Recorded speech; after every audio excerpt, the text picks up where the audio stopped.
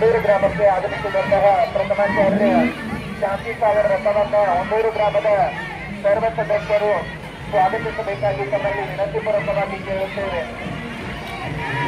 ದಿನಾಂಕ 25/8/2025 ಕೋಲ ಮೈದಾನದಲ್ಲಿ ನಡೆಯುತ್ತಿರುವಂತಹ ಕಾರ್ಯಕ್ರಮದಲ್ಲಿ ತಾವೆಲ್ಲರೂ ಆಗಮಿಸಿ ಕಾರ್ಯಕ್ರಮವನ್ನು ಯಶಸ್ವಿಗೊಳಿಸಿ ಪುನಃ ಪ್ರಾಪ್ತಿಯನ್ನ ಮಾಡಿಕೊಳ್ಳಬೇಕಾಗಿ ತಮ್ಮಲ್ಲಿ